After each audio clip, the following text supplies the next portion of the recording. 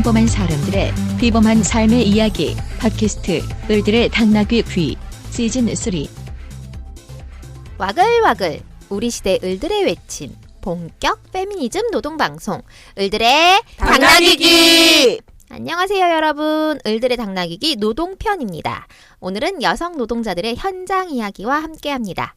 연호진경 인사드립니다. 안녕하세요.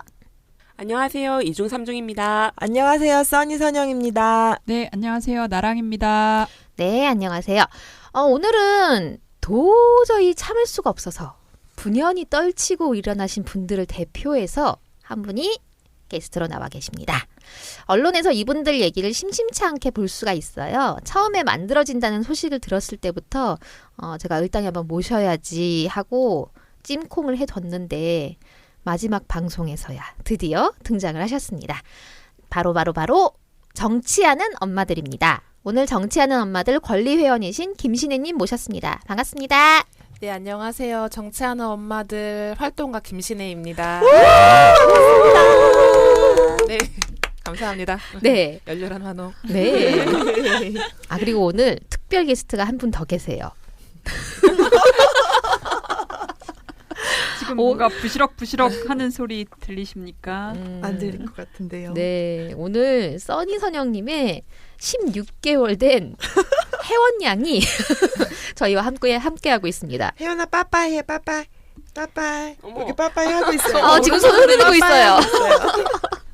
귀여워. 어쩜 이렇게 오늘 방송 컨셉에 딱 맞게 등장을 해주셨는지 참 신기하죠? 네, 그래도 모든 게 양해가 되는 것이 우리 방송입니다. 그렇죠? 네, 고맙습니다. 네. 자, 그럼 오늘 정치하는 엄마들 대표로 오신 김신혜님 모시고 정치하는 엄마들 본격적으로 시작을 해보도록 하겠습니다. 자, 그러면 우리 김신혜님부터 좀 파보도록 할게요. 그리고 하기 전에 저희가 오늘 호칭을 특별히 언니로 통일을 하기로 했습니다. 왜 그런지 설명을 좀 해주시겠어요? 네, 정치하는 엄마들에서는요, 저희가 나이 불문하고 성별 불문하고 다 모두 언니로 통일하고 있습니다. 그래서 제 남편도 가끔 덕우 언니자라고 제가 징그럽게 부르기도 하는데요. 네, 그래서 오늘도 특별하게 언니로 호칭을 했으면 좋겠네요. 네. 반갑습니다. 선영 네, 언니. 언니들. 반갑습니다. 삼중 언니. 반갑습니다. 반갑습니다. 나랑 언니. 신혜 언니도 네, 반갑습니다. 반갑습니다. 네. 언니라는 호칭이 사실 우리말로 그 손 윗사람을 칭하는 호칭이라고 해요. 남녀 상관없이? 네. 네. 그래서 저희 신랑이 음. 그 형이랑 누나를 전부 다 어렸을 때부터 언니라고 불렀었대요. 음. 네, 그래서 작은 언니, 큰 형도 언니 이런 식으로 그렇게 불렀다 그러더라고요. 네. 네. 신혜 언니부터 좀 파보도록 할게요. 네. 자, 일단 엄마세요. 네. 네. 엄마입니다. 엄마면 아이가 있겠죠? 그렇죠. 네. 네. 아이가 몇이나 있으신가요? 4살 김주환 아들, 그리고 3살 김예한 딸, 이렇게 연년생이 있습니다. 연년생. 네, 아이고, 세상에 이런 일이. 몇 개월 차이예요? 15개월 차이입니다. 아이고, 맙소사. 네, 저도 깜짝 놀랐는데요. 15개월 차이면은 임신이 되더라고요. 4개월 때 6개월 때. 네. 아니, 제 주변에도 이제 애 낳은 직후에 모유 수유하는 동안은 임신이 안 된다고 생각을 해서 맞아요. 그때 이제 애를 힘을 안 한 거죠. 네. 둘째를 그 임신한 연년생 이렇게 이제 부부가 많거든요. 많아요, 심지어? 네. 오. 그게 모유 수유 중에는 이 여성 호르몬이 달라져서 임신을 안 한다. 일단 배란이 안 되니까 생리도 안 하고 이러니까 생리를 안 하니까 임신 안 된다라고 생각하는 경우들이 많다라고 하더라고요. 저는 첫째 아이를 3년 만에 가졌어요. 아. 그래서 내 인생에 둘째는 없다. 안 생기겠지 했더니 따단. 네, 감사하게. 네. 네, 좋습니다. 대한민국 출산율을 행복합니다. 팍팍 올리고 계시는 우리 신혜 언니. 네. 감사합니다. 자, 그러면 저희가 이제 노동 방송이기 때문에 또 노동 이력을 한번 파헤쳐 봐야겠어요. 네.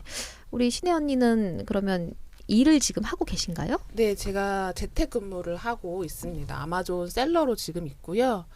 네, 그래서 다 팝니다. 우리나라의 모든 물건들. 네, 그냥 다 제가 사서 다 팝니다. 네. 나름 수출입니다. 네, 이러고 있습니다. 아마존이라고 하면은 우리가 알고 있는 그 밀림 아마존은 아니고 네. 미국에 있는 그 종합 쇼핑몰이죠. 네. 예, 온라인 거기에 이제 사업자로 등록을 하시고 네. 거기 물품을 납품을 네, 하고 네. 계신다라고 하는 네. 말씀이신 거죠. 네. 영어를 잘하시나 봐요. 그러니까 그게 제가 일본에도 판매를 하고 있는데요. 와우. 요즘에 번역기가 너무 잘 돼 있어요. 그래서 얼마든지 뭐 영어 모르고 일본어 몰라도 번역기의 힘으로 얼마든지 할 수 있습니다. 네. 무슨 번역기 쓰시나요? 구글 번역기. 아, 구글 번역기요? 네. 구글 번역기가 뻘 번역을 좀 많이 하던데. 그게 한국말을 영어로 하고 영어를 다시 일본어로 돌리면 거의 완벽하다는. 네, 한 95%는 네, 일본어도 커버를 하는 것 같습니다. 점점 좋아지고 있어요. 네. 요즘 인공지능을 도입을 했다더니. 네네. 점점 저도 깜짝깜짝 놀랄 정도로 좋아지고 있습니다. 아, 예전에 그 꽃보다 청춘에서 조정석이 핫도그 3개를 달라고 하는 거를 영어로 해달라고 번역기에 쳤더니 3개를 월드라고 번역을 하는 장면이 기억이 나요. 철자품 틀린 거 아니고? 아니 이게 아, 읽은 거 철자 말을 읽은 한 거. 거예요. 네. 핫도그 네. 3개 했는데 핫도그 월드 이렇게 진짜 한 그래요. 거예요? 밤 새다 그러면 뭐 나이트 벌드 이렇게 나올 옛날에는 그랬죠. 나이트 어, 벌드 나이트 밤 새다. 벌드. 예, 새, 이렇게. 새. 네. 아. 그래서 그런 시대는 이제 지나갔습니다. 다행히도. 네. 네, 번역기의 힘을 빌어서 수출을 하고 계십니다. 아우. 근데 이런 사업을 네. 어떻게 구상하시게 되셨어요?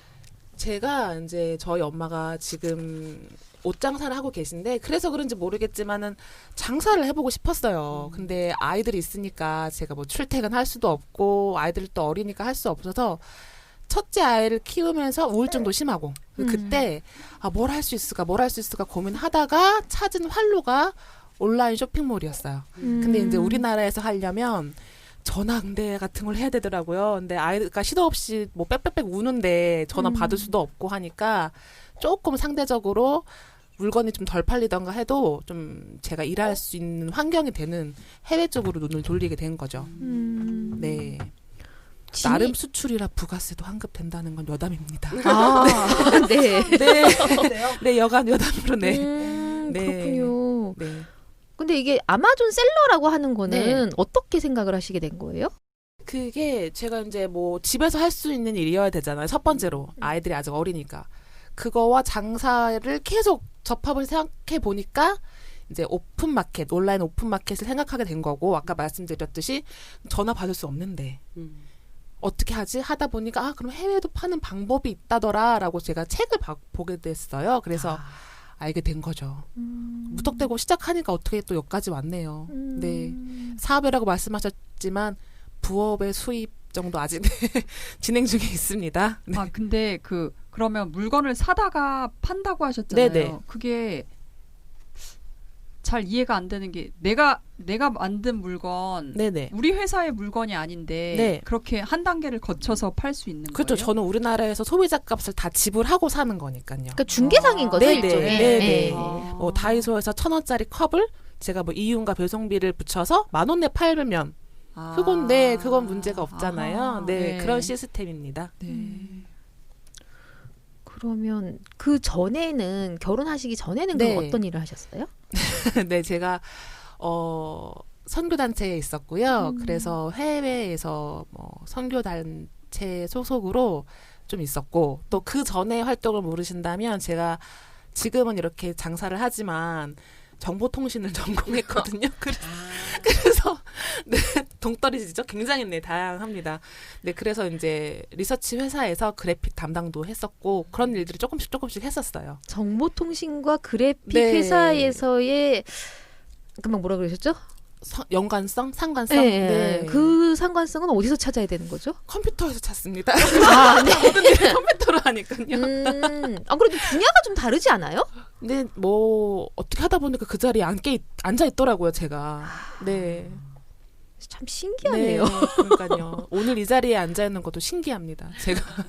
인생은 어디로 흘러갈지 알 수 맞아요. 없는 네. 것이 인생이라고 하긴 하더라마는 그래도 참 이력이 네. 뭔가 상상 초월이라는 생각이 좀 들어요. 네, 저도 말하고 보니까 그렇네요. 네. 뭐 한우물 파는 사람도 있고요. 저처럼 이렇게 여기저기 점핑하는 사람들도 있고. 네. 아 그럼 선교하시면서 해외 여기저기 많이 돌아다니신 거예요? 많이의 기준이 어떤 건지 모르겠지만 네. 맨 처음에는 실은 선교 단체인 거를 알았지만 거기서 막 그렇게 선교를 열심히 하고자 하는 생각이 없었어요. 아, 나의 20대를 한번 여행으로 불살라 볼까? 이런 전제가 깔려 있었는데 있다 보니까 또 활동도 한번 하게 되고 뭐 6개월만 가자 했던 게 1년이 되고 1년만 가자 했던 게 또 1년 반 2년이 되고 그러더라고요. 네. 그렇게 되었네요. 네. 그러면 결혼은 교회 오빠와? 네, 교회 오빠긴 한데 같은 교회 오빠 이런 게 아니고 직장에서 만났고요. 만나다 보니 선교 단체? 아니에요. 그래픽 회사? 이 아니고 네. 또딴 데 또 나옵니다. 네. 네, 근데 뭐 교회 오빠인지 모르고 만났는데 알고 보니 교회 오빠였더라고요. 네. 네, 그런 케이스입니다. 그렇군요. 네.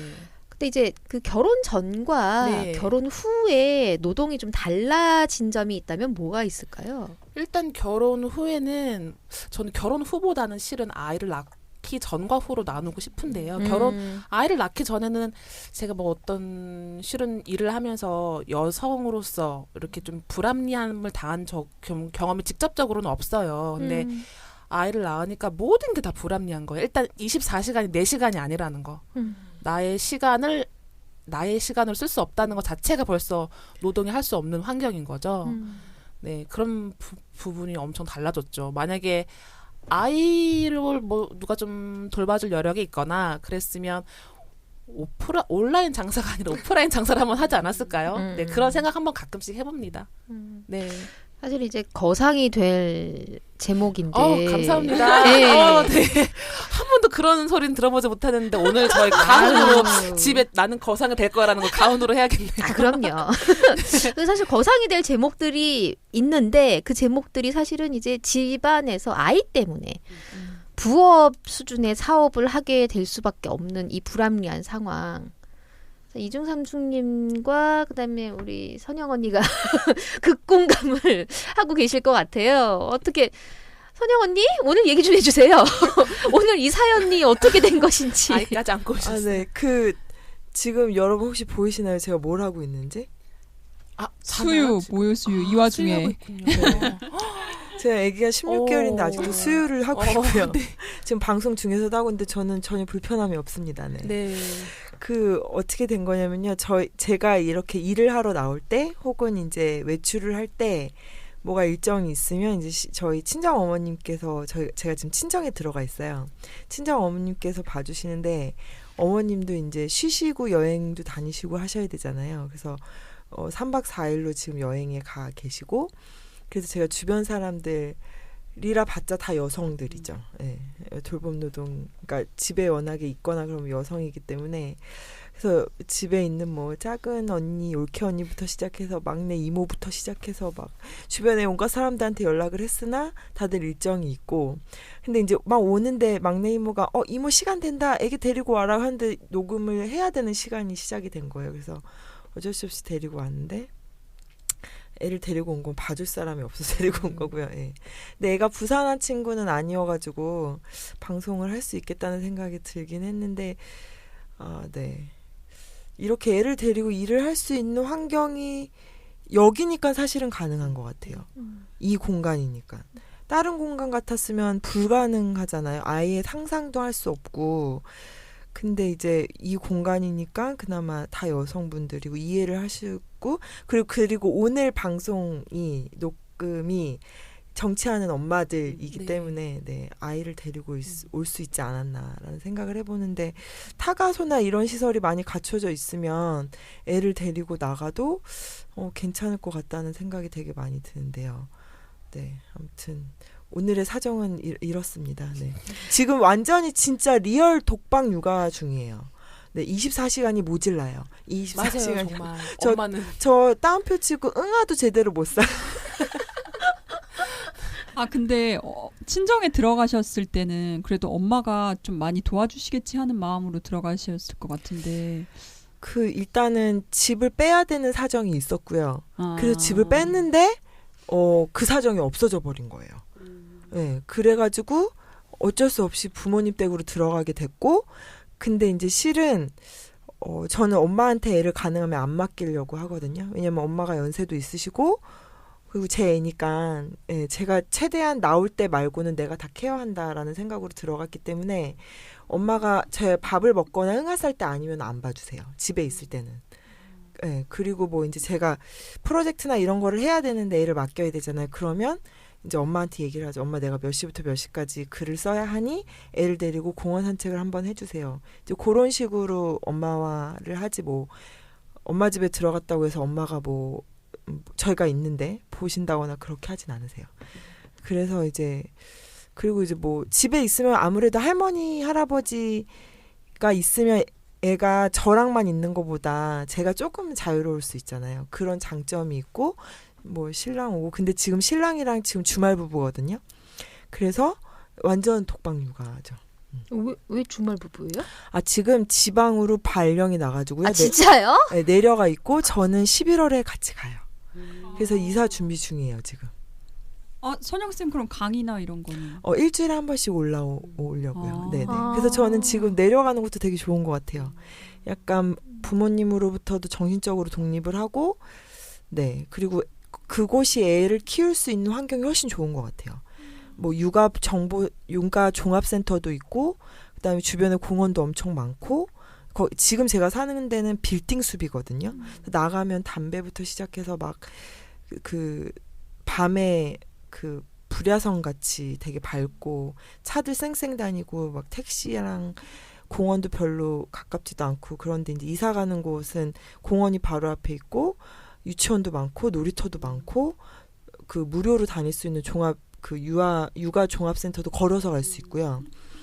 그래서 거기 가면 훨씬 좋을 것 같아요. 그리고 시간제 보육도 이제 신청해서 다닐 수 있고 어린이집 신청해서 민간으로 보내고 하면 되게 좋을 것 같아요. 그래서 일주일에 한 번씩은 서울에 오고 거기서 애랑 지내면서 제가 하고 싶은 거 하면 되게 좋을 것 같아요. 네. 지금 완전 진짜 레알 독박육아 중이에요. 지금 여러분들 지금 선영 언니 눈빛이 안 보이셔서 그런데 지금 다크가 입까지 내려왔어요. 네. 근데 제가 오늘 또 굉장히 초췌한 한 분을 발견을 했어요. 우리 무직 나랑 언니. 나랑 언니 오늘 상태가 왜 이래요? 네, 제가 오늘 무직의 상징인 추리닝까지 입고 왔지만, 네. 그러네요. 이제 봤어요. 백수의 상징 추리닝을 입고 왔는데 백수가 과로사 한다는 말 아시죠? 네, 또 제가 백수가 되고 났더니 저희 외할머니가 그 재래시장에 갔다가 어떤 남자랑 부딪혀가지고 넘어지셔서 왜 어른들은 고관절이 그렇게 잘 부러지시더라고요. 그래서 고관절이 부러지신 데서 병원에 계시는데 이제 이모랑 삼촌들이 다 회사에 댕겨가지고 이제 밤에 와서 자긴 하는데 낮에는 저랑 저희 엄마가 돌아가면서 네, 외할머니를 돌봐드리고 있습니다. 대체 대한민국의 돌봄 노동은 왜 다 여자가 해야 되는 겁니까? 맞습니다. 진짜 여러분들이 지금 나랑 언니가 안 보이셔서 그러는데 이 언니도 지금 다크가 입까지 내려와 있어요. 근데 할머니랑 또 언제 이렇게 시간을 보내겠나. 87이신데 아직 정정하시긴 한데 그래도 또 언제 이렇게 오붓하게 시간 보내보겠나 싶어서 열심히 하려고 하고 있습니다. 거동을 못 하시겠네요. 고관절이. 네, 워커라고 하죠. 밀고 다니세요? 밀고 다니는 거. 그 정도까지는 움직이실 수 있으세요? 네, 이제 많이 좋아지셨어요. 네. 나으셔야 돼요. 네. 어른들은 넘어지는 게 진짜 엄청 위험하다고 하더라고요. 그래도 거동을 하신다니 다행이죠. 그러게요.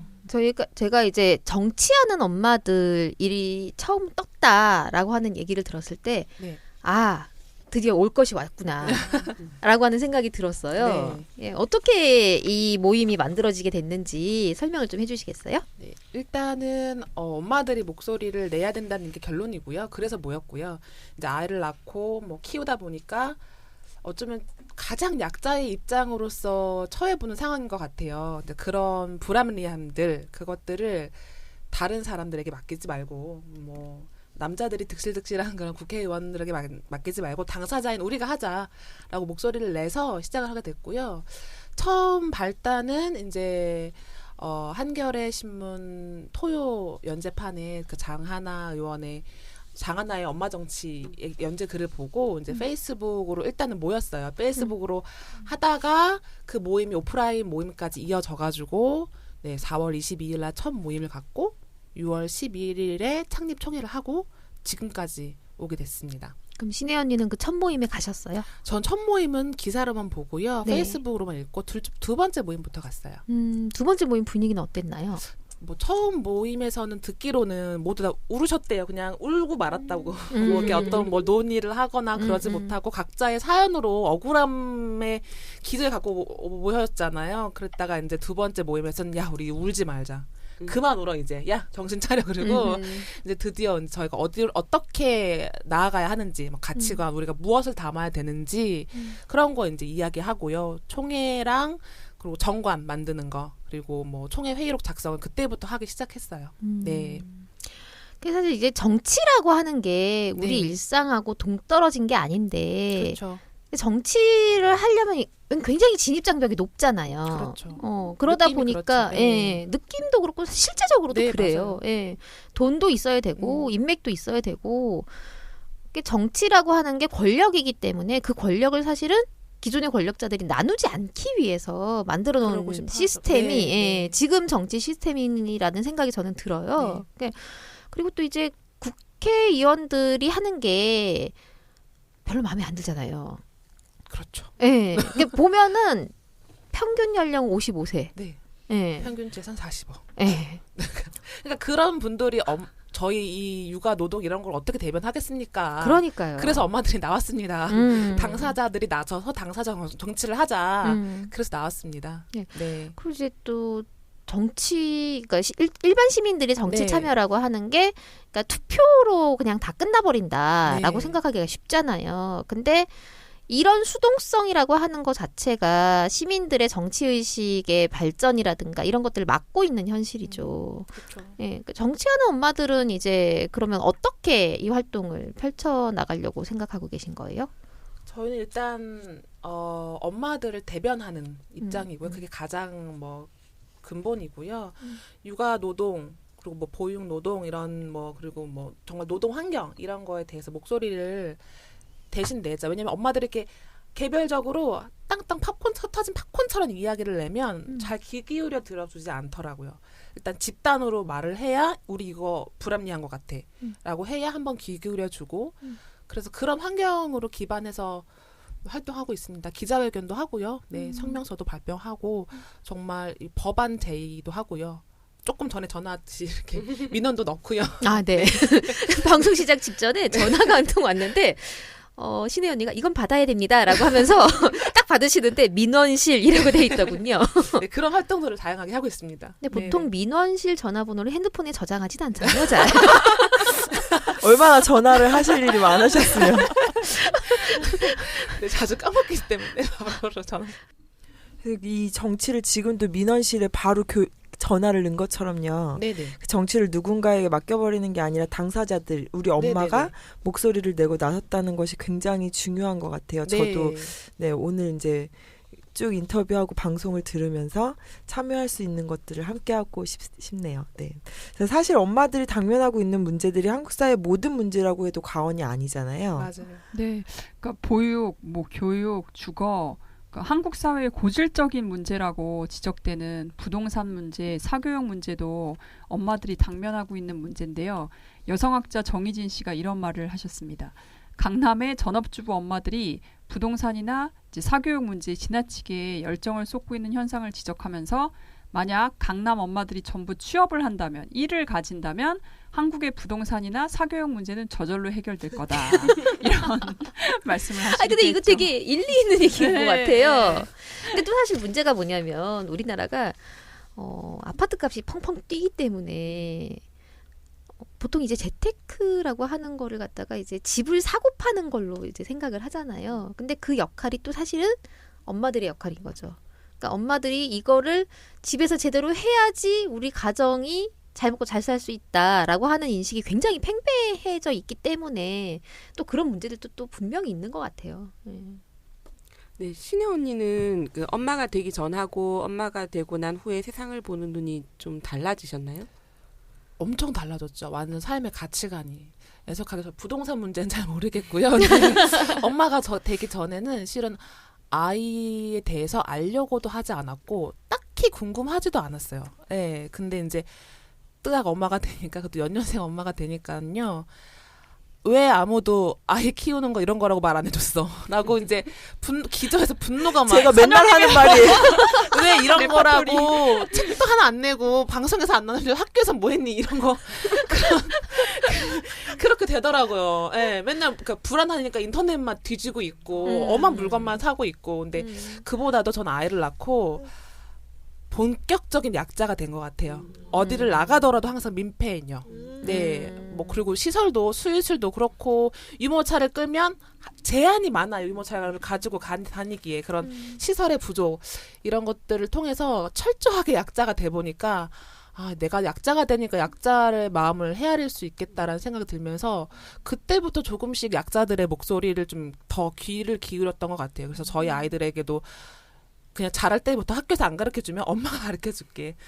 그렇게 막 경쟁해서 뭐 집 밟고 가지 말고 좀 약자들도 함께 살 수 있는 세상을 그런 마음, 네 그런 마음으로 아이를 키우고 싶다는 삶의 가치관 그게 좀 크게 바뀐 거죠. 네 저에게는 엄마가 되고 나면은 좀 전 그런 느낌이 드는 게 뭐냐면 조금 더 평화를 원하게 되고 조금 더 맞아요. 안전한 세상을 원하게 되고 그리고 조금 더 타인을 이해를 하는 폭이 넓어지는 것 같아요. 네, 확실히 그런 것 같아요. 근데 그런 엄마들의 어떤 특성이라고 하는 거를 우리 사회는 그냥 단순하게 그건 네가 여자니까 당연한 거 아니야. 근데 사실 우리는 그런 가치들을 엄청난 그 경험 속에서 체득을 하는 거잖아요. 지금 신혜 언니 말처럼 정말 모든 상황과 맞닥뜨려서 부딪히면서 깨지고 그렇게 피눈물 흘리면서 깨달은 가치들인데 맞아요. 그거를 갖다 너무 폄하를 하는 우리 사회가 너무 저는 안타깝네요. 네, 저 속상해요. 엄마를 벌레에 비유하다니. 네, 그건 정말 엄마 없이 이 세상에 태어날 수 있는 건 아무것도 없잖아요. 그쵸. 네, 사람뿐만 아니라. 근데 그걸 벌레에 비유한다는 것 자체가 벌써 어디서 나온 발상인지 갑자기 욱하네요. 저는 이 지금 우리 사회가 얼마나 각박한지라고 느끼는 게 제가 어떤 애를 데리고 다니면서 행동할 때 항상 나 혹시 그 엄마 벌레 네. 맘충인가? 내 행동을 항상 제가 그거를 약간 경계하거나 혹은 맞아요. 거기에 약간 긴장하면서 어떤 행동을 하거든요. 죄송하다는 말이 입에 달고 살고. 그쵸. 죄송하다는 네. 말을 항상 입에 달고 살고 그리고 내가 이 행동을 했을 때 이게 그렇게 맞아요. 비춰지나? 아니 근데 사실 딱히 그렇게 안 살아도 되는 건데 이 한국 사회가 진짜 각박하구나. 애를 데리고 어떤 행동을 하거나 뭐를 하거나 생활하는 것 자체가 되게 힘든 사회구나라는 걸 너무 많이 느꼈어요.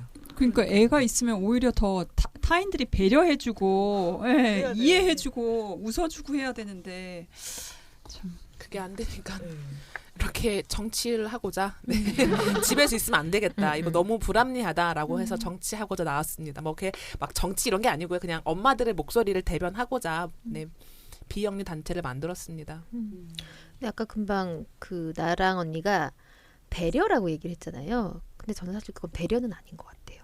당연한 아이들이 가져야 될 권리라고 생각이 들어요. 그러니까 아이들이 마음껏 뛰어놀 수 있는 권리. 그러니까 아이들이 뛰어놀 수 있는 공간을 누가 빼앗아 갔는가라고 하는 부분에 대해서 조금 우리 사회가 좀 더 깊이 고민을 해야 될 지점이 아닌가 싶은 생각이 좀 들고. 네, 지금 뛰어논다라고 하시니까 생각이 났는데요. 애들을 뛰어놀 공간을 한정시켜 버리잖아요. 키즈 카페라든지 어떤 그렇게 갇혀진 거기 안에서만 너네들이 놀 수 있고 그 밖으로 나오면 너무 위험하기도 하거니와 할 수가 없어요. 특히나 공원 같은 데 가도요. 애를 그냥 내버려 둘 수가 없어요. 한국에서는.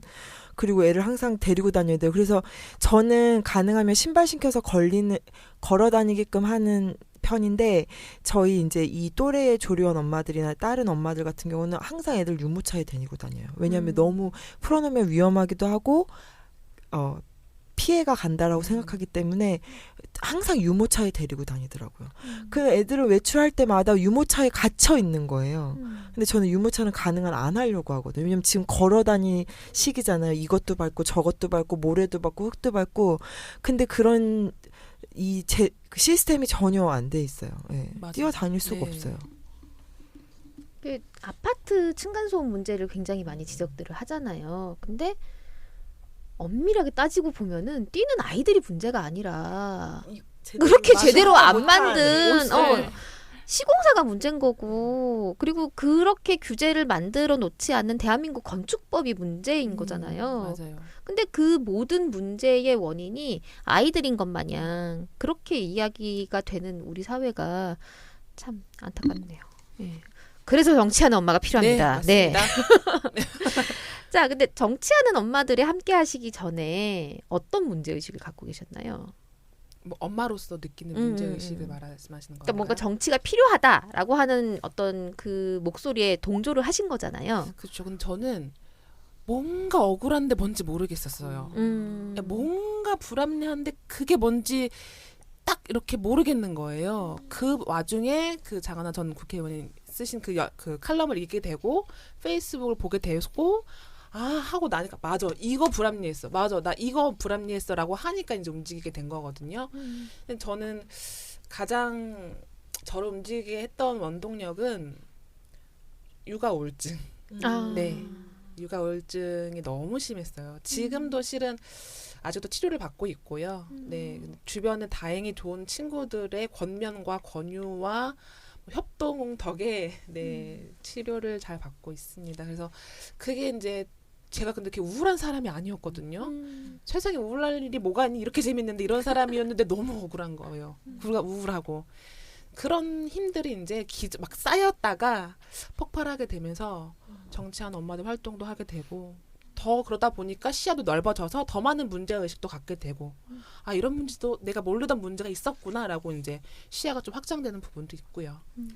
저는 그 장하나 전 의원이 이거 정치하는 엄마들 이런 거 해보자라고 올린 걸 보고 엄청 가고 싶은 생각이 많이 들었거든요. 근데 그때 너무 바쁘던 시기여가지고 근데 한편으로는 엄마들이 몇 명이나 올까 과연 이걸 보고 정말 그 어디 좀 탁 트인 데서 모이자고 했었잖아요. 네. 그래서 엄마들이 올까 했는데 나중에 보니까 실제로 많이 모여가지고 뭘 했더라고요. 그래서 참 존경스럽다. 그러니까 가고 싶은 마음도 있고 생각도 있는데 현실적으로 그걸 또 하나 하는 게 일이잖아요. 그래서 그걸 하기가 쉽지 않은데 행동으로 옮기시는 걸 보니까 참 대단하다 이런 생각도 들더라고요. 감사합니다. 언제든지 환영합니다. 오십시오.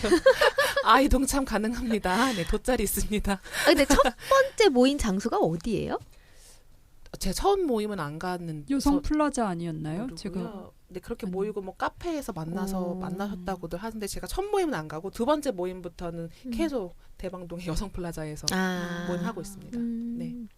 제가 보니까 울산에서 오신 분도 계셨었다고. 네, 세종시에서도 오시고 그만큼 다들 억울함, 분노 이런 것들이 그러면 그렇게 초동 모임 하자 그랬을 때 연고들이 다들 없는데 그렇죠. 그냥 그 선전 이제 뭐 이런 것들을 보고 오신 거예요. 그래서 다 처음 인연들이 전혀 그렇죠. 없는데. 네, 학연, 지연, 혈연 아무것도 없습니다. 우와. 그냥 엄마라는 이름 하나. 네, 분노에 찬 엄마라는 공통 분모를 가지고 모인 거죠. 되게 신기한 모임이었을 것 같아요. 다 난생 처음 보는 사람들인데 그 사람들을 다 부여잡고 울었다는 것 자체가. 어디 엄마들이 얼마나 호소할 때도 없고 너무 당연시 여기잖아요. 육아의 노동과 가사의 노동에 대해서. 그러니까 그런 것들을 표출할 장이 없었던 거죠. 네, 그렇다 우리가 모이니까 이제 시너지가 막 나면서 첫 모임하고 2달도 채 안 돼서 창립 총회를 했으니까요. 네, 엄청난 에너지로 달려오고 있습니다.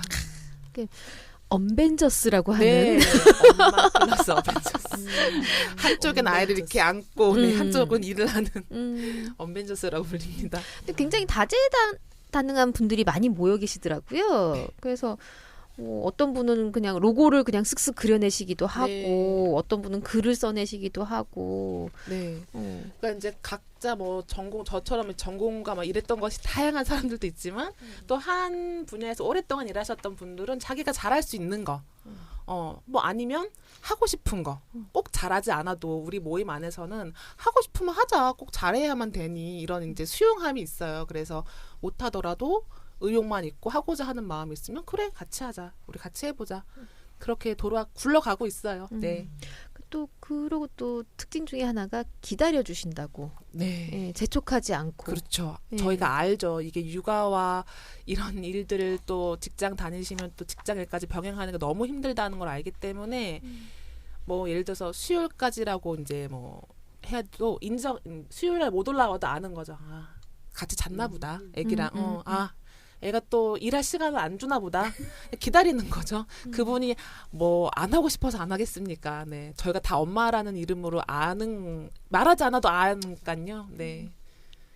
네, 아까 그 왜 이제 생판 그 처음 보는 사람들 붙잡고 울었다는 그 첫 모임 네네. 제가 기사에서 보니까 그 첫 모임에서 이제 뭐 아까 팝콘이라고 비유하셨는데 네. 뭐 팝콘처럼 엄마들이 이렇게 여기저기 흩어져서 조직화되지 않은 문제 아니면 이제 우리 아이가 어릴 때는 막 분노하다가도 정작 아이가 다 커버리면 이렇게 잊어버리는 그런 문제들에 공감을 하시면서 이제 어떤 이제 조직이 필요하지 않냐 이런 그렇죠. 얘기가 나왔다고 하던데 네네. 네. 엄마들이 이제 아까 말씀드렸듯이 좀 집단의 힘이 중요한 것 같아요. 한 명의 목소리보단 여러 명의 목소리가 더 잘 들리고 또 잘 들어주고 네 그래서 이제 조직화된 그런 걸로 출발을 한 거죠. 엄마들을 대변한 목소리 그리고 이제 아시겠지만 저희 아이가 아직 어려서 저는 어린이집과 유치원밖에 실은 포커스가 가지 않거든요.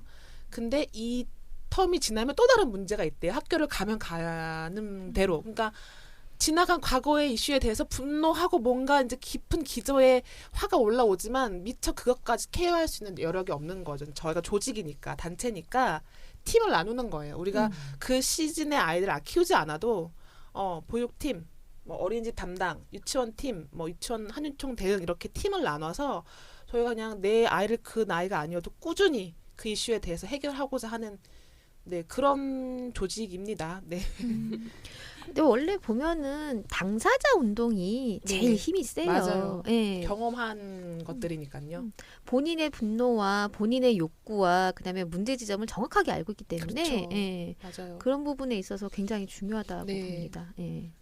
네, 제가 정치하는 엄마들이 기자회견하는 그런 기사를 봤는데 이제 대표 중 한 분이 발언을 하셔야 되는데 독박 육아 하시느라고 그 자리에 참석을 못 하셔서 전화 통화로 발언하시는 모습을 보고 참 이 현실이 진짜 너무 다가왔는데 이제 한국 사회가 저출산율에 대해서 얘기하면서 젊은 여자들이 자기 편하려고 애도 안 낳고 이기적이다라고 비난을 하지만 막상 또 애를 낳으면 이 사회가 같이 키우는 게 아니라 가족 그것도 이제 그 중에서도 여성한테만 1차적이면서도 가장 큰 부담을 지우잖아요. 네, 여성들이 육아를 전적으로 맡게 되는 걸 이제 독박 육아라고 하는데 독박 육아를 하면서 또 어떤 감정을 느끼시고 또 어떤 생각을 하시는지 좀 생생한 얘기가 궁금해요. 저는 아까 신혜 언니가 이제 우울증 얘기하셨는데 산후 우울증, 육아 우울증 이런 말이 너무 흔해졌지만 실제로 어떤 감정을 느끼시는지는 잘 몰라서 그 좀 궁금하더라고요. 저는 정말 죽고 싶더라고요. 정말.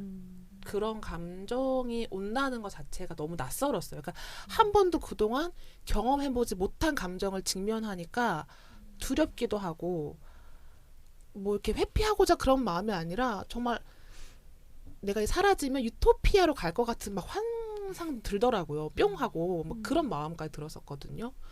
좀 그런 낯선 마음들이 저는 좀 있었어요. 그러니까 같이 아이를 돌봐줄 손의 부재인 거죠. 남편은 뭐 자이던 타이던 여하튼 밤 11시에 오고 부모님들도 각자 다시 아직 현업에 계시니까 아무도 도와줄 수 없다는 고립감. 그리고 이 아이에게 어떻게 키우는지 모르고 외우는지 모르는데 오로지 의지할 건 검색창뿐이니까 그런 거에 의한 쓸데없는 소비를 하는 죄책감. 그 애가 내가 어떻게 아이에게 잘못했을 때 그냥 엄마가 미안해. 불안함. 왜 이렇게 하루 종일 미안하다는 말을 달고 사는지 정말 그런 낯선 감정들이 저를 그렇게 우울증의 세계로 빠뜨리는 게 아닌가. 네. 생각이 드네요. 그치 친구 모임이 있는데 이 모임이 항상 그 명절 당일날 저희 집에서 모이는 모임이에요. 친구들 모임이요? 네. 근데 바람직하네 명절 네. 당일에. 이제 뭐 아침에 이제 차례나 뭐 이런 것들을 싹 다 치워놓고 처음에 시작이 된 거는 친구들이 다 이제 결혼을 안 했기 때문에 집으로부터 명절날 오는 친척들을 피하기 위해서 예. 그때 저만 집이 있었기 때문에 저희 집에서 이제 모여갖고 놀기 시작했는데 그 중에 한 친구가 결혼을 한 거예요. 그래서 애를 낳은 지 지금 60일이 안 됐어요. 60일이 안 됐는데, 예, 60일이 안 됐는데, 지난 추석 때 저희 집에 온 거예요. 애를 데리고요? 아니요. 혼자. 애는 어떡하고? 애는 엄마한테 맡겼대요. 근데 너무 웃긴 게 그날 밤에 얘가 엄마랑 통화를 하는 거예요. 엄마 괜찮아? 했더니 애가 앉아. 엄마가 이러시더래요. 걔 원래 앉아 엄마. 그럼 어떡하니? 낮에 엄마가 애를 깨우더래요. 밤에 자라고. 근데 제 친구가 옆에서 말렸대요. 걔는 낮에 자도 밤에 안 자고 낮에 안 자도 밤에 안 잔다. 그냥 말렸는데 아니라면서 계속 애를 깨우더래요. 근데 결국은 애가 잠을 못 잤잖아요. 낮에. 밤이 됐는데 짜증을 있는 대로 내면서 잠을 안 자더래요. 근데 보통 같으면 이제 엄마 그럼 내가 갈까? 이런 얘기가 나와야 되잖아요. 근데 얘는 절대 그런 얘기를 하지 않는 거예요. 엄마 그냥 마음을 내려놔. 내가 내일 아침 7시까지 내가 내일 아침 9시까지 갈게. 내가 6시나 7시쯤 일어나가지고 우리 집이 인천인데 걔네 집은 발산동인데 2-3시간 걸린다고 잡는 거죠. 그 거리를. 그러면서 엄마 마음을 내려놔라고 얘기를 했는데 저희는 그 뒤에서 그 얘기를 듣다가 웃겨 죽는 거예요. 진짜 육아가 그래요 정말. 그러니까요. 아이들이 안 자는 존재더라고요. 왜 안 자니? 도대체 왜 안 자니? 너무 웃긴 게 근데 또 이 친구가 눈이 뻘개요. 야 너 왜 이렇게 눈이 뻘개? 했더니 애를 낳고 난 다음에 단 하루도 2시간 이상 자본 적이 없대요. 야 너 그러다 죽어. 이랬더니 남편 보고 좀 보라 그러지 그래. 이랬더니 그게 안 된대요. 그러면서 얘가 한다는 얘기가 나는 100일의 기적을 믿고 있대요. 100일의 기적이 뭐야? 라고 했더니 100일이 지나고 나면 아이가 기적처럼 잠을 잔다면서요. 저희 아이가 36개월의 기적을 이루었습니다. 정말. 제가 그래서 그랬죠. 야 웃기지 마라. 애들은 저 비웃는 거 보셨죠? 그렇죠. 애들은 절대 한 2-3년 지나기 전까지는 안 잔다. 라고 했더니 얘가 그제서야 우리는 100일의 기적만 믿고 있었는데 우리는 어떻게 살라고 이러는 거죠. 아니, 그래도 희망은 줘야지. 100일의 기적은 와요. 오기는. 이런 사람들이 만든 괴담이구나. 아이들이 안 와봐서 제가 어떤 건지 잘 모르겠어요. 60일이라고 했잖아요. 그러니까 50일, 60일 딱 그때까지 목을 가누을 때까지 제가 딱 그랬거든요. 하루에 24시간 중에 30분씩 쪼개기로 잠을 자서 2시간 정도를 자는 거예요. 너무 힘든 거예요. 그리고 거의 늘 안고 있었기 때문에 너무 힘들었거든요. 근데 100일 정도가 되면 그래도 30분 자기 혼자 뉘어놔도 되고 내가 1시간은 잘 수 있는 거예요. 그게 기적이라는 거예요.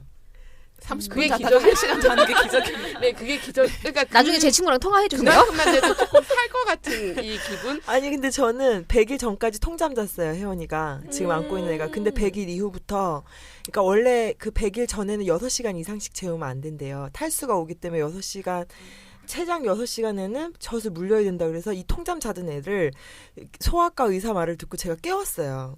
그랬더니 얘가 100일 이후에 그 시간만 더 깨죠. 네네네. 통잠을 자야 되는데 안 자고 어제도 저 밤에 2번 수유했어요. 네, 뭐 그건 네 어쩔 수가 없는 거예요. 다 케이스 바이 케이스. 네. 왜 아무도 알려주지 않았냐며. 뭔가 이제 규격화된 케이스라고 하는 거는 없는 것 같아요. 맞아요. 네, 없는데 이제 뭔가 사실 엄마들이 의지를 할 때라고는 아까도 말씀하셨다시피 검색창밖에 없잖아요. 네. 얘는 오로지 그 검색만 하다가 완전 절망을 해가지고 스마트폰 없었으면 어쩔 뻔했어. 그러니까요. 그거라도 없었으면. 뭐 어쨌든 이 우울증이라고 하는 걸 그럼 지금 극복하신 거예요? 아니요, 저는 아직도 약을 복용하고 있습니다. 네. 네. 근데 아이들이 3살, 4살이 돼도 네. 이 말 못하는 저는 말 못하는 네. 아이를 하루 종일 멍 때리고 보고 있는 게 너무 힘들었거든요. 네, 네. 왜 울는지도 모르고. 그렇죠. 그게 제일 힘들죠. 네, 근데 그게 지금 3-4살이면 좀 지났잖아요. 그 네. 시기가.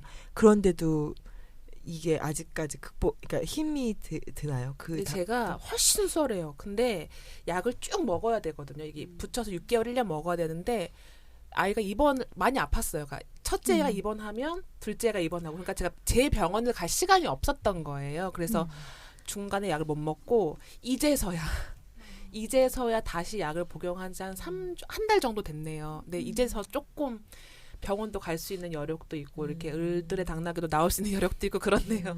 네. 이제 다시. 근데 왜냐면 그걸 안 먹으면 자꾸 제가 화를 많이 내더라고요. 근데 그렇게 아이들을 잡고 화를 내고 누워서 아무것도 하지 않더라고요. 그 모습을 자각하기까지 좀 오래 걸렸어요. 인정하지 않았었거든요. 나는 왜 잘하고 있는데. 하지만 아니더군요. 네.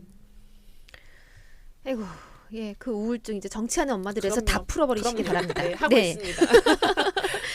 이제 6월에 창립 총회를 하시고 네. 이제 점점 규모가 커지고 있다고 그렇죠. 들었어요. 네. 예, 어느 정도나 지금 되고 지금 있나요? 현재 그러니까 회비를 내고 가입한 회원들은 한 100여 명 되고요. 네이버 카페 회원은 500명이 넘었고 제가 조금 전에 페이스북을 체크하고 왔는데 한 2,500명 정도 되더라고요. 네, 그렇게 되고 있습니다. 진짜 빠른 시간 안에 급성장을 네. 하셨네요. 또 그만큼 또 욕구가 있으셨다라고 그렇죠. 하는 해석이 또 될 수 네. 있겠어요. 예. 혹 이 방송을 듣고 함께 하고 싶은 분이 계시다면 네. 어떻게 하면 될까요? 네, 뭐 검색창에 정치하는 엄마들 이렇게 검색하시면 페이스북으로 연동될 수도 있고요. 아니면은 저희 자체 홈페이지로도 나올 수 있거든요. 네, 그걸 통해서 뭐 같이 활동도 하시고 소식도 받아보시고 할 수 있고요. 그리고 저희가 주로 회의는 육아 퇴근, 그러니까 밤에 한 10시쯤부터 이제 텔레그램을 통해서 해요. 왜냐면 낮에는 핸드폰 들고 있으면 애들이 뺐죠. 아무것도 할 수 없으니까. 그래서 텔레그램을 통해서 뭐 제안도 하고 뭐 정책 의논도 하는데 그런 텔레그램은 카페에 텔레그램 요청방이 있습니다. 네.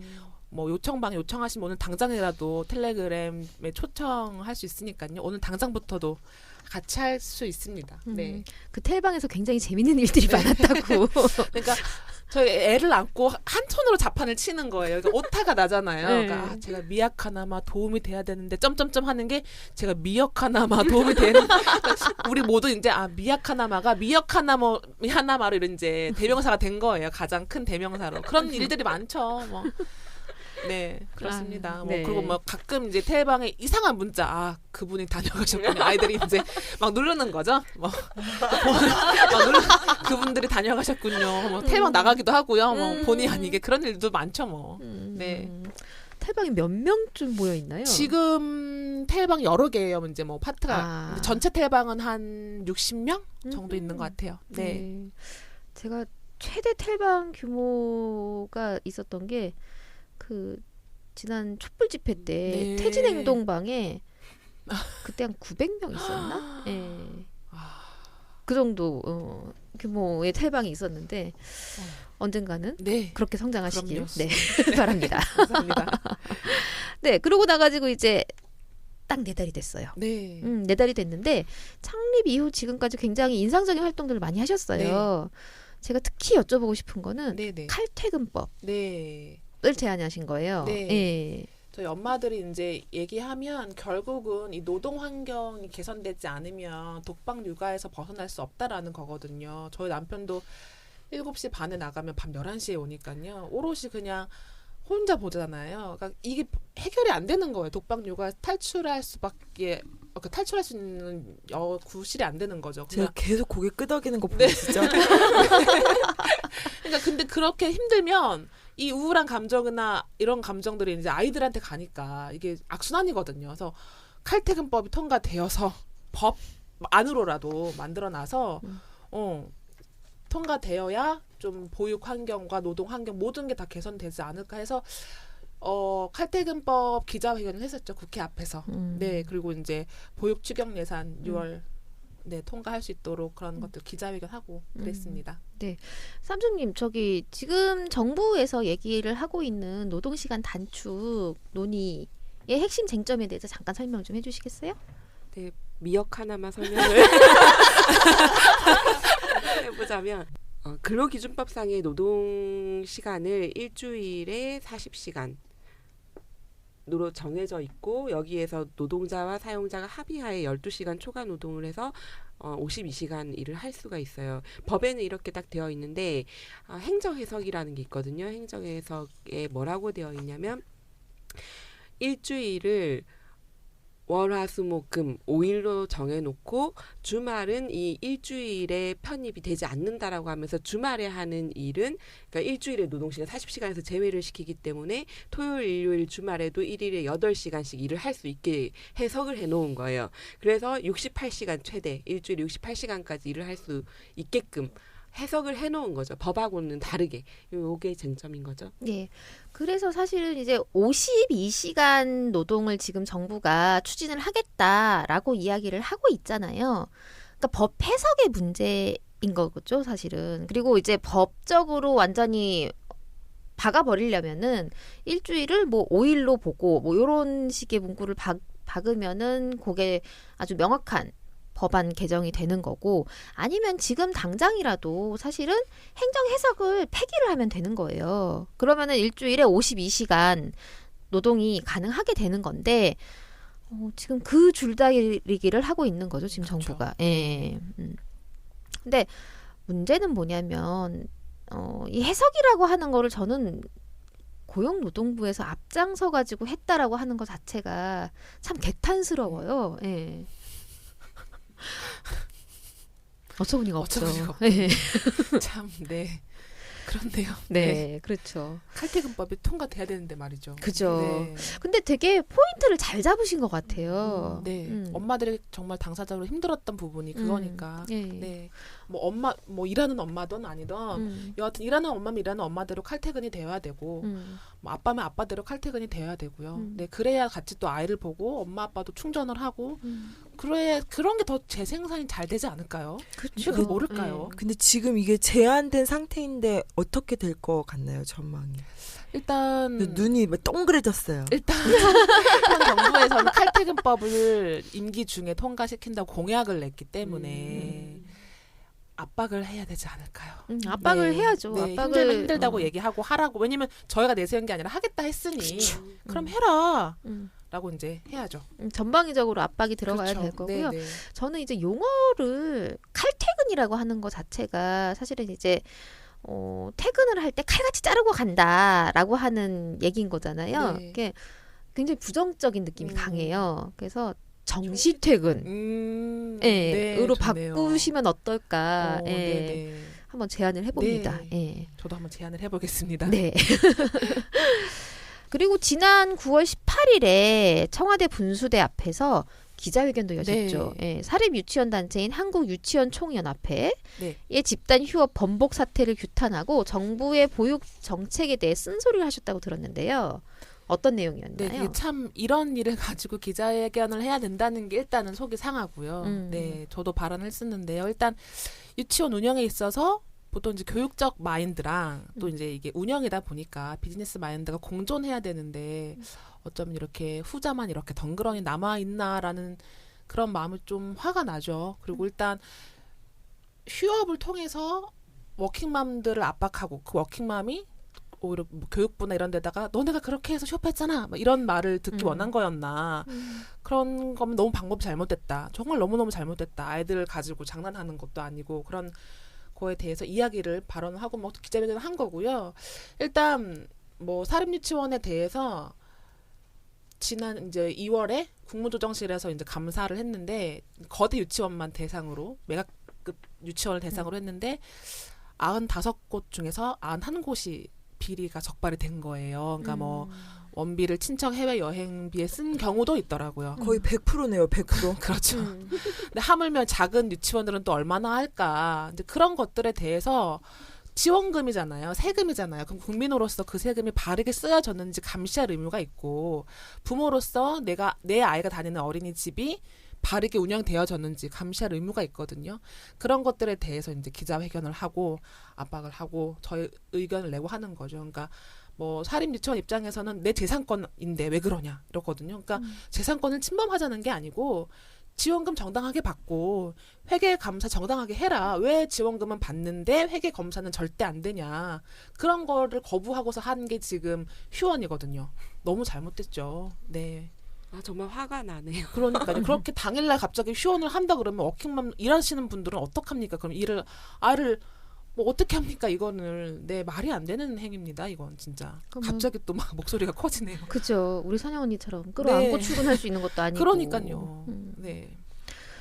그 정부가 근데 사실은 이제 그 공보육을 좀 더 강화할 필요가 있는데 그렇죠. 또 그것도 반발을 하고 있잖아요. 왜냐하면 그렇게 되면 이제 경쟁력에서 떨어진다고 생각을 하지 않을까 싶어요. 왜냐면 제가 연년생이니까 사립유치원 2명을 보내면 거의 허리 휘시겠어요, 제가 진짜. 한 달에 100만 원씩 그러니까 뭐 원비는 45만 원, 뭐 견학 가고 뭐 하면 50만 원이면 둘이면 100만 원이잖아요. 근데 국공립은 한 달에 10,000원, 뭐 10만 원?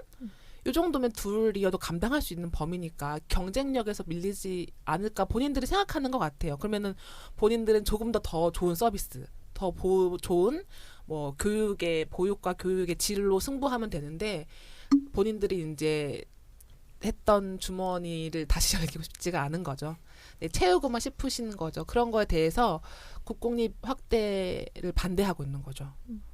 그것도 참 부모로서 화가 나죠. 저희 아이 내년에 가야 되는데 갈 데가 없네요, 지금. 아니 근데 국공립 하면 대기 막 100번, 200번 이러잖아요. 네, 그것도 그렇고 물어봤는데 일단 5살은 12시 반에 집에 온대요. 근데 제가 집에서 일을 하지만 일을 해야 되잖아요. 5시 반에 오면 그 아이 누가 봅니까?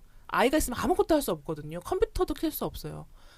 그리고 대기도 뭐 어마어마하죠. 네. 그런 것들이 현실과 너무 동떨어져요. 네.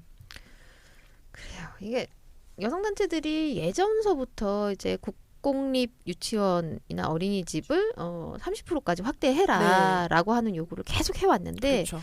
제 기억에 그 요구가 한 15년 이상 된 것 같아요. 예. 아니, 30%가 뭡니까? 어. 그러니까요. 애를 낳으라고 하는데 믿고 맡길 보육시설이 없고 공보육으로 바꾸자고 하면 민간에서 이미 이제 기득권의 그렇죠. 주류인 분들이 와가지고 못하게 방해하고 네. 또 지역의 뭐 정치인이나 이게 다 짬짬이 돼가지고 비호해주고 이렇잖아요. 뭐 그렇죠. 제가 있는 지역만 해도 엄마들이 어린이집 모니터링단 이런 걸 시에서 막 하는 거예요. 좋은 어린이집이 많다 이러면서. 근데 사실은 이게 얼마나 요식행위에 지나지 않냐면 모니터링 언제 갑니다. 뭐 감사 맞아요. 언제 네네. 갑니다. 서류 뭐뭐뭐 준비해 놓으세요. 일주일 기간 딱 주고 그 뒤에 가면 다 되어 있죠. 네네. 그럼 비리가 적발될 수도 없고 그런 거죠. 지금 현실이. 네, 맞아요. 그래요. 에휴, 참 요새 또 포털 사이트에서 네. 스토리 펀딩도 진행하고 네네. 계시잖아요. 예, 거기서 이제 집단 모성이 세상을 바꾼다라는 네. 슬로건을 내거셨어요. 네네. 굉장히 특이한 네, 얘기인 것 같은데 뭐 개념 어떤 자체가 또 예, 새롭죠. 아까 얘기인가요? 말씀드렸듯이 이제 저희 나라가 좀 혐오에 가득 차 있는 거 그런 안타까움들이 있잖아요. 특히 이제 아이를 데리고 다니는 거에 대해서도 뭐 암충이라고 하고 근데 아이를 키우는 게 어떻게 보면 우리나라 미래를 좌지우지하는 일이잖아요. 저출산 때문에 문제가 되고 있다고 하면 더더욱이 그러니까 우리가 이거를 생물학적인 엄마만 아이를 키울 수 있는 엄마로 보지 말고 할머니, 할아버지, 이모, 삼촌, 고모 다 우리 아이를 함께 키우는 건 어떠냐. 마인드 자체를 혐오의 시선으로 보지 말고 같이 육아를 하고 양육을 하고 배려를 하고 좀 같이 키우는 마인드로 하면 어떠냐. 그래서 집단 모성이라는 이야기가 그렇게 나온 거예요. 저희가 2번째 모임에서 이제 어떤 방향으로 나아갈까 했을 때 그렇게 이야기가 나온 거거든요.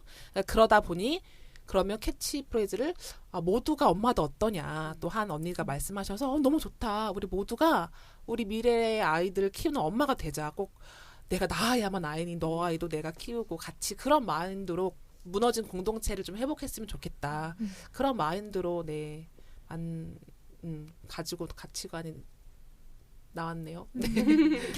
예전에 이런 말도 있었잖아요. 아이는 마을이 키운다. 맞아요. 예, 한 아이가 자라기 위해서는 정말 마을 전체가 필요하다라고 하는 얘기인데 딱 그 얘기인 것 같아요. 예. 그러면 정치하는 엄마들에는 왕년에 운동 좀 해보셨던 이런 분들이 많은 건가요? 아니에요. 저는 정치하는 엄마들 와서 기자회견이라는 걸 처음 해봤고요. 네, 뭐 그런 거에 목소리를 처음 냈고요. 다들 보면 그냥 평범하게 학교 졸업하고 뭐 회사 다니고 평범한 엄마들인데 육아라는 걸 통해서 공통 분모가 만들어지다 보니까 이렇게 여기까지 오게 된 겁니다. 아까 말씀하셨듯이 뭐 미술 잘하는 언니는 미술로 함께 하고 있고요. 그것도 정치죠. 네. 그리고 뭐 글 잘 쓰는 언니는 글로 함께 하고 있고요. 그런 식으로 자기가 잘하는 것들, 하고 싶은 것들, 그런 걸로 이제 정치에 참여하고 있습니다. 네. 그럼 이런 질문 한번 드려볼게요. 그렇다면은 네. 정치를 네. 물론 이제 간접적으로 외곽에서 국회를 압박하고 푸시하고 뭐 민원실에 얘기를 넣고 이런 것도 있는데 네네. 직접 정치를 하는 방법도 있잖아요. 네네. 혹시 그런 준비도 좀 하고 계신가요? 저희가 그러길 바라죠. 네. 궁극적으로는 그러길 바라죠. 근데 아시다시피 돈이 굉장히 또 금전적으로도 이게 많이 들고 네, 처음 출발부터 할 수는 없지만 그랬으면 좋겠네요. 저희 안에서 국회의원도 나오고 장관도 나오고 해서 정말 경험한 엄마들이 직접적인 정치를 할 수 있는 그날이 왔으면 좋겠습니다. 근데 그런 정도는 가능하지 않을까 싶은데 그 각 당에 비례 대표로 넣는 후보들이 있잖아요. 근데 그 후보의 그 일정 비율을 엄마로 해달라라고 그렇게 각 정당에 요구할 수도 있지 않을까요? 너무 좋죠. 네, 너무 좋은 대안들이고 그러길 정말 소망합니다. 마음속으로 정말 그러길 소망합니다. 그래서 조금 이제 그 정당들도 알아야 돼요. 알아야 되고 바뀌어야 된다. 그게 핵심인 것 같아요. 그렇죠. 그래서 어느 날인가 국회를 점령하는 엄마들이 엄벤져스의 군단들이 나타나시는 그날을 기대하십시오. 네, 기대를 해보도록 하겠습니다. 자, 그럼 우리 신혜 언니 꿈이 뭐였을까요? 제가 결혼 전에 꿈이요.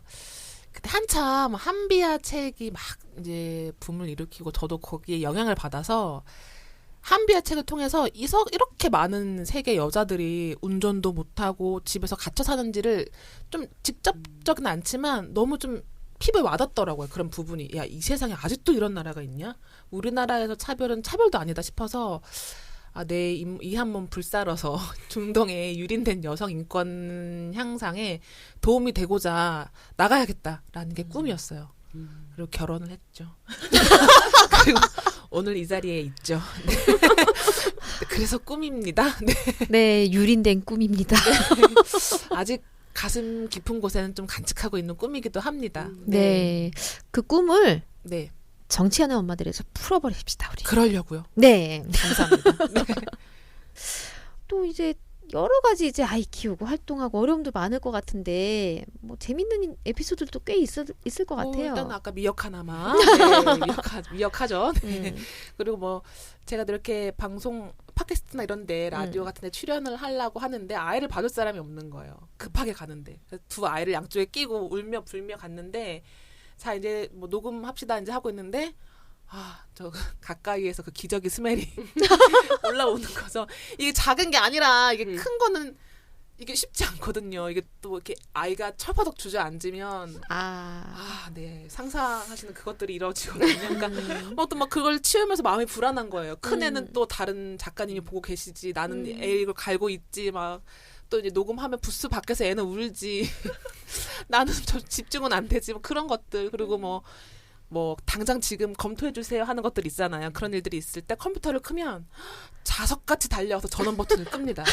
그게 전원 버튼인지 어떻게 그렇게 알까요? 그러면 제가 수정했던 것들, 저장했던 것들이 미처 저장하지 못한 그런 것들은 날아가잖아요. 그러면 제가 죄인이죠. 저장하지 못한 엄마 죄죠. 뭐. 그런 일들이 많아요, 실은.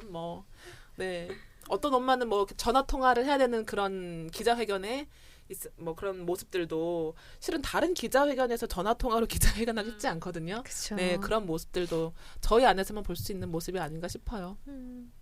네. 하지만 그 모든 역경과 어려움을 딛고서 그럼요. 네.